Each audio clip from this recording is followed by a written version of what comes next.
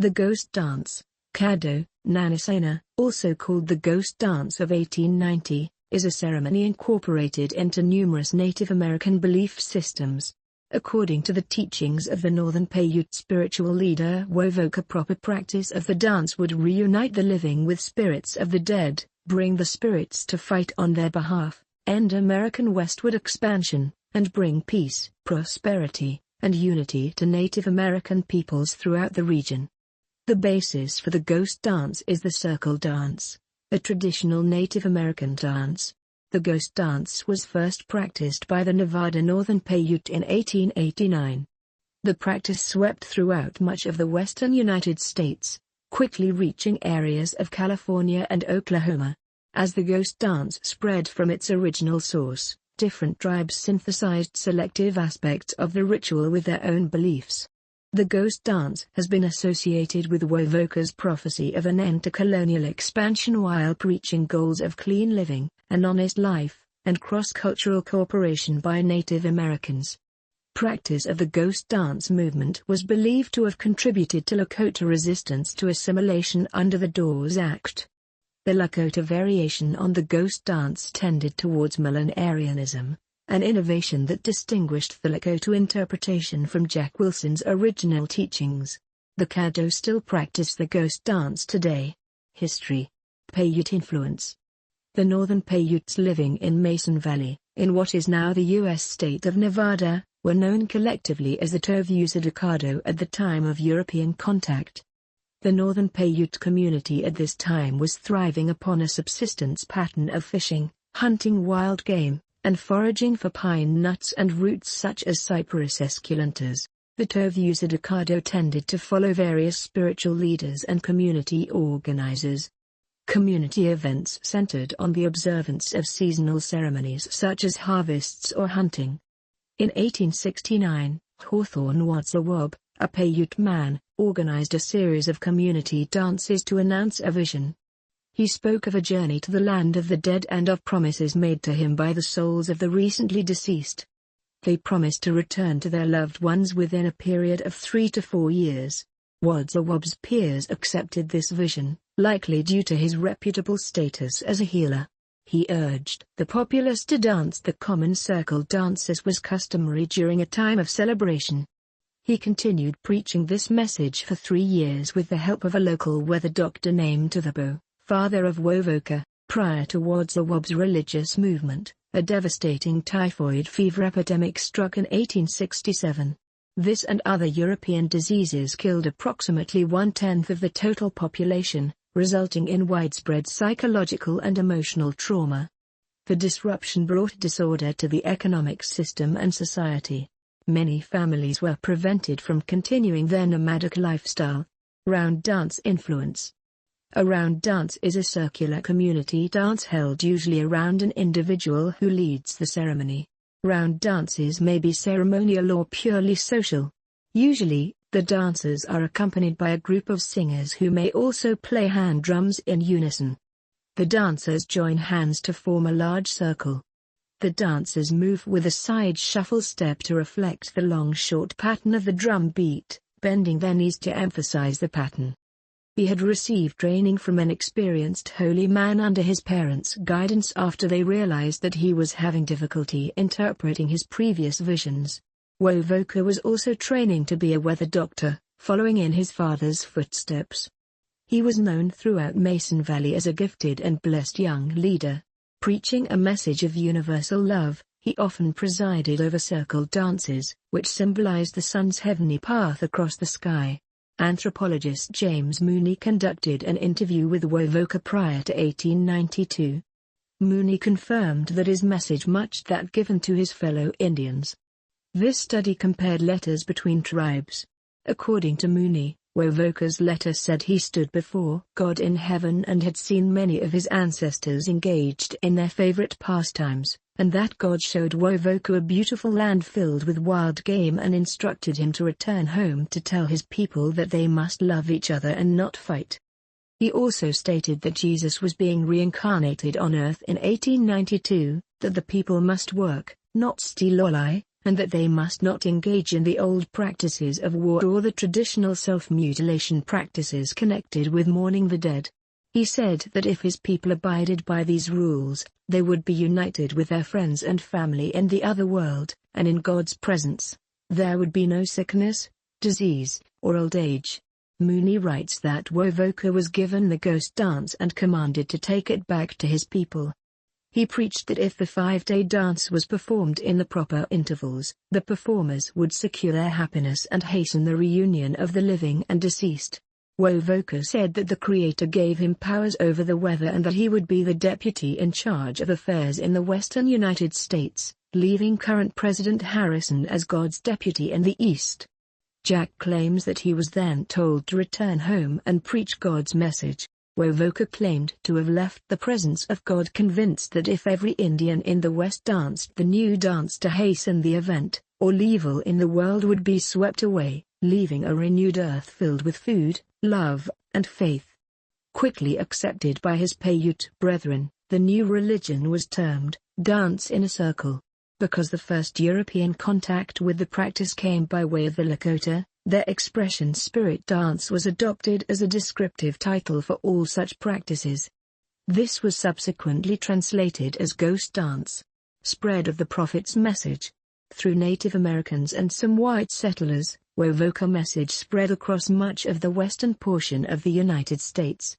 Early in the religious movement, many tribes sent members to investigate the self-proclaimed prophet, while other communities sent delegates only to be cordial. Regardless of their initial motivations, many left as believers and returned to their homeland preaching his message. The ghost dance was also investigated by many Mormons from Utah, for whom the concepts of the Indian prophet were familiar and often accepted. While many followers of the ghost dance believed Wovoka to be a teacher of pacifism and peace, others did not. An elaboration of the ghost dance concept was the development of ghost shirts, which were special clothing that warriors could wear. They were rumored to repel bullets through spiritual power. It is uncertain where this belief originated.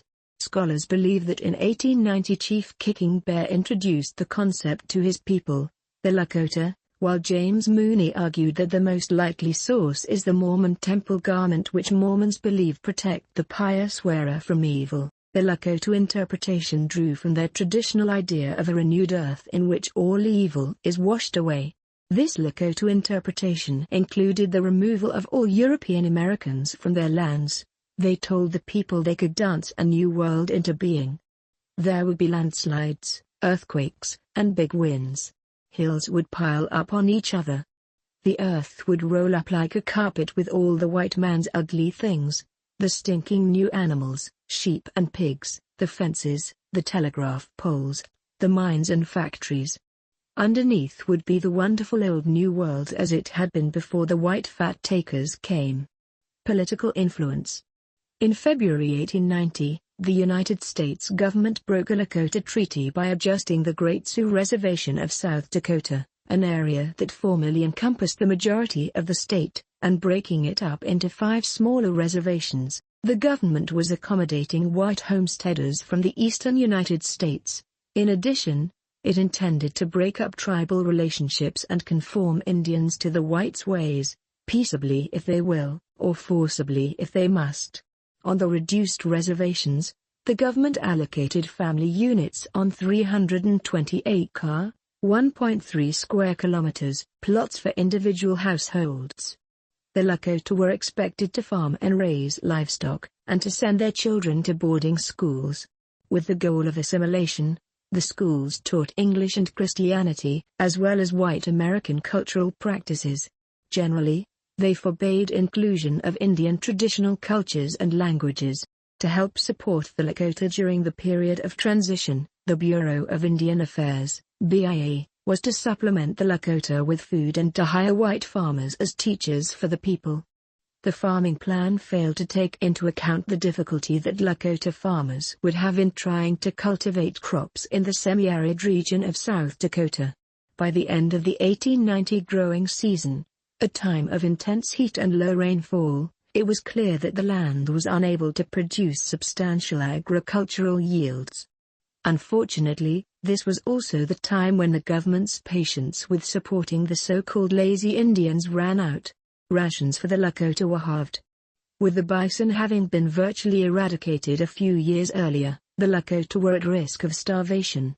The people turned to the ghost dance ritual, which frightened the supervising agents of the BIA. Those who had been residing in the area for a long time recognized that the ritual was often held shortly before battle was to occur.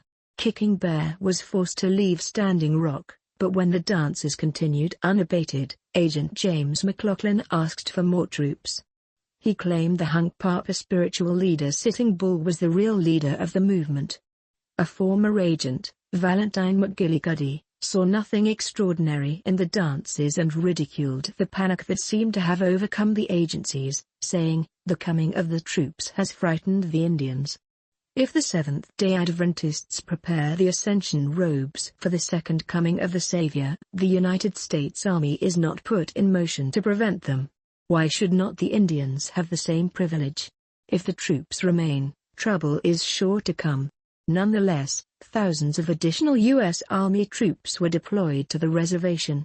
On December 15, 1890, Sitting Bull was arrested for failing to stop his people from practicing the ghost dance.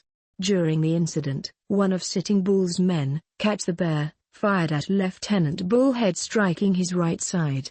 He instantly wheeled and shot Sitting Bull, hitting him in the left side between the 10th and 11th ribs. This exchange resulted in deaths on both sides, including that of Sitting Bull. Wounded Knee. Main articles: Wounded Knee Massacre and Ghost Dance War. Spotted Elk, Lakota, Unpanglaska, also known as Bigfoot, was a Minneconjou leader on the U.S. Army's list of troublemaking Indians. On December 29, 1890, he was stopped while en route to convene with the remaining Lakota chiefs. U.S. Army officers forced him to relocate with his people to a small camp close to the Pine Ridge Agency. Here the soldiers could more closely watch the old chief. That evening, December 28, the small band of Lakota erected their teepees on the banks of Wounded Knee Creek. The following day, during an attempt by the officers to collect weapons from the band, one young, deaf Lakota warrior refused to relinquish his arms. A struggle followed in which somebody's weapon discharged into the air. One U.S. officer gave the command to open fire, and the Lakota responded by taking up previously confiscated weapons. The U.S. forces responded with carbine firearms and several rapid-fire light artillery Hotchkiss guns mounted on the overlooking hill. When the fighting had concluded, 25 U.S. soldiers lay dead, many killed by friendly fire. Among the 153 dead Lakota, most were women and children. Following the massacre, Chief Kicking Bear officially surrendered his weapon to General Nelson A. Miles. Aftermath: 20 U.S. soldiers received medals of honor for their actions. Some sources state the number as 18 or 23. Following the Wounded Knee Massacre, open participation in the ghost dance movement declined gradually for fear of continued violence against practitioners. Like most Indian ceremonies, it became clandestine rather than dying out completely. Congress officially apologized for the Wounded Knee Massacre in 1990 but did not rescind any medals of honor at that time. Rejection. Despite the widespread acceptance of the ghost dance movement, Navajo leaders described the ghost dance as worthless words in 1890.